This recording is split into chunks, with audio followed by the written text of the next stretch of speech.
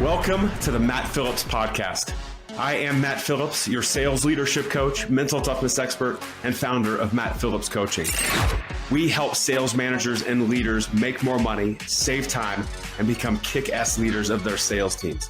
And that's what we're here to talk about on this podcast. We are here to give you the tools and tactics to build a well-oiled sales machine and teach you the mental toughness skills so you can show up confident, focused, emotionally in control, and ready to energize your team.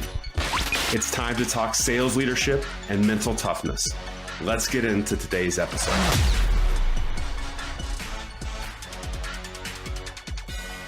Hey everybody, it is Matt. Welcome to this podcast episode. I am fired up and excited as usual. I have my coffee sitting right next to me. You guys can see it on the video right here. Did a little Starbucks run this morning. But I'm excited to dive into this concept, this question of, are you playing the long game? This is so fascinating for me because, I've experienced this question in a variety of different ways in my career and my personal life, and you have too. And this whole concept actually comes from a video that I watched from Simon Sinek, and it's this video around the infinite game versus the finite game. And he's talking about game theory. And it's a fascinating video. I'll add it to the YouTube link to the show notes so you can go take a look at it and just watch from the start through minute 7, and then you can turn it off. But it's a fascinating look right into this. And I was actually introduced to this video by one of my clients, Tony. He had it at the sales summit. I was sitting there watching it and fascinated by it because this mindset that we have, the kind of infinite game or the finite game, really determines how we lead our sales teams, how it determines how we make decisions within our organizations, where we not only spend dollars, but also spend our time. And I want to talk about this concept because after watching that video with one of my clients, I actually played it for another client when I was down in Florida a couple of weeks ago. And we had this really fascinating discussion about it around where is our mindset and are we infinite or are we finite? And what adjustments do we need to make or at least be aware of to make sure we're focused on the right things? Now, those of you who don't know what infinite versus finite is, when you watch the video, he'll give amazing amounts of clarity. But the game theory is that there's infinite versus finite, right? So he talks about in the video that baseball is a finite game. Basketball is a finite game, meaning there are rules that are agreed upon and the game will end at some point, right? The game will end in basketball after 4 quarters or 2 halves, depending if you're playing college or NBA, I guess. And then if there's overtimes, sure, but they will end at some point. Someone will win. There's a winner and a loser. The infinite game is this focus of how do we keep the game going for as long as humanly possible, right? So he talks about business, right? So how do we keep these businesses going as long as humanly possible? That's the game, to keep it alive, to keep it thriving. And there's this kind of yin and yang that goes on, right? Because what he talks about is that where we get in trouble is where we have infinite players matched up with finite players. He said it doesn't work. And he brought up a couple examples of, the U.S. going into Vietnam, right? The U.S. wanted to win the war and the Vietnamese were just trying to stay alive, right? So they were going to fight as long as it could. So that's why there was this dichotomy, right? In the finite game, you want to win. In the infinite game, you're just trying to survive and keep it going. And so he talks a lot about this from a business perspective. And this is where I've experienced the infinite versus finite game. And it all comes back to the public companies in which I have worked. And I've got a much different mindset now because I've switched to a private company, my own company. But I find this really interesting. So when you think about from a business perspective, if you happen to be a public company or if you worked for a public company in the past, we want to keep the company going, but we also fight with quarterly earnings. Right? So the analysts in Wall Street are coming up with estimates of what your earnings per share will be and what your revenue will actually come in at. I mean, all these different estimates. And then when you do your earnings release, your stock goes up and down or down based on the results. Right? And so it's this kind of finite game within an infinite game. And I think the same is true in sales of we have this kind of dichotomy, this fight within where we're trying to keep sales growing over the long term. But then we're but we got to close out the month strong and the quarter strong and the year strong. And then delete them out and let's start over from zero again the next year or the next quarter. And so it's this funny balance that we have, right? And it all comes down to where are we investing our time and our money, and what decisions are we making that can affect the long term and short term? And I think that's one of the toughest things with running a sales organization and just running especially a public business, is that we're often in conflict with that, right? Do we push for the short term or do we invest for the long term? And there's a couple points I want to make with this. And before I get to those, my perspective from owning my own business now, because I'm a private company, I'm not trading stocks. We're not issuing options or doing all that stuff. And so my mentality around it is solely focused on the investments I make in my time and money. It's like, how does this affect the long term? Because I want to keep this company going for forever. I say all the time, like, my business, Matt Phillips Coaching, is my retirement plan. People are like, oh, you mean that you're going to sell it? Probably not. I want to be like 85 years old and still going to events, not running them anymore, but just showing up to like maybe talk and do this stuff. Somebody else can run it. But I get to do what I love to do for as long as humanly possible, right? Maybe I'll sell it. I don't know. I'll figure that out at age 84. Then we'll figure it out. So with that said, my investments, I'm always thinking to myself, kind of playing that infinite game. So if I'm going to join this mastermind group, or I'm going to buy this program, or I'm going to spend marketing dollars, I'm always thinking to myself, like, of course, there's a short-term component, but how does this affect, like, what's the ripple effect going to be down the line as this business continues to grow and evolve? Right. So I'm now shifting over to that infinite game. So it's something really interesting to consider. When I was with my client in Florida, we talked about this concept, because this company happens to be a public company. And it can be funny at times, can it? Because sometimes we have that finite mindset of we have to win with this process or a system or this investment or this sale, right? We have to get these pipeline things closed right now because we need our earnings per share to look good or meet expectations, exceed expectations, whatever we're trying to do.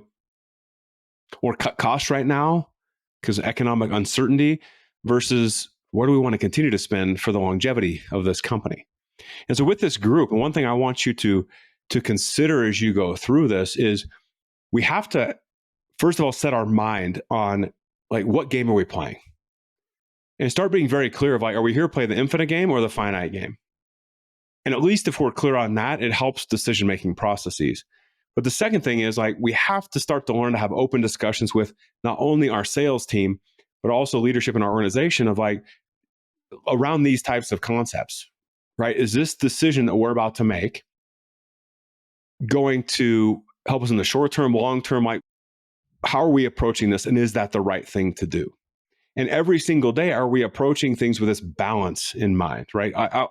We have to close deals, right? We have to have a finite mindset, meaning like close deals. But I also need to know that I've got to continue to prime the pump, meaning I've got to continue to build that sales pipeline.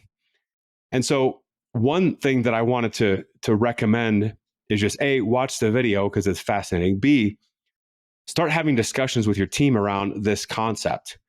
Because what we discovered when I was with my client in Florida was there were some certain gaps where certain areas were being neglected because they just weren't being considered, like the importance of putting it in now with the infinite game in mind. Right? They were trying to focus on a different area to win that finite piece instead of focusing on the thing that could really exponentially grow this business and expand this one area of business.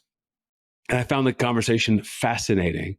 One woman in the group was actually going to shift the approach. And it wasn't a big shift. It was a small shift, but reprioritizing something because A, they could get it done faster. B, it was that infinite game. C, the other thing really wasn't that urgent, just by asking these questions and shifting our mindset. The second thing I want to encourage you to do is with your sales teams, I think there's this balance, right? Leadership is about balance. It's about this art versus science. And I just got off the call with one of my clients, and the quarter ended up phenomenal. Great quarter. You know, the next thing out of her mouth, she goes, but the pipeline's not strong enough. Been there, done that. I don't know if you have as well. But think about that for a minute. We're trying to win the quarter, so all of our focus goes to closing those deals, and we neglect to building the pipeline as we look into the next quarter and the quarter after that and the quarter after that.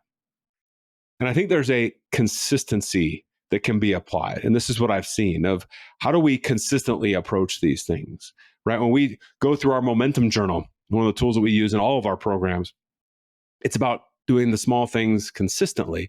That's going to get you where you want to go. So even if you have to close out a quarter strong, that is fine. Keep closing those deals, but stay intentional and consistent with the things you know you need to do to continue to build the pipeline.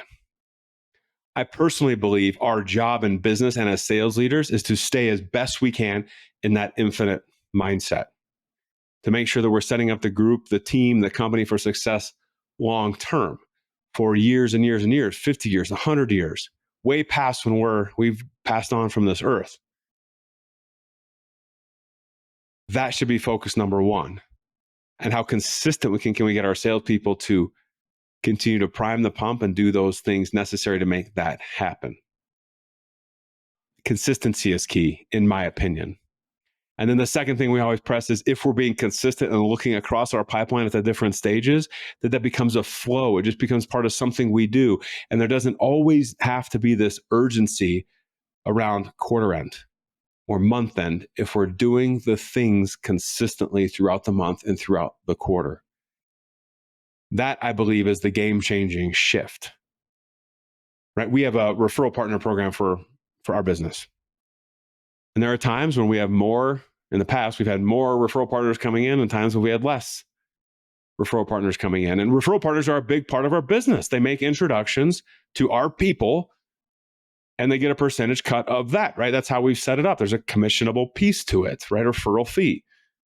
Here's the thing. If I'm actually Matt Phillips playing the long game, if I am playing that infinite game, then I have to consistently apply adding more and more referral partners, following up with the current referral partners to look for those referrals and following the sales process behind it. It's when I play that finite game that I'm just going to focus on this one other thing over here. I forget about this. That's when I get in trouble. That's when I feel overwhelmed. That's when I feel like I'm getting behind the eight ball. It's because my perspective is just a bit off at that moment.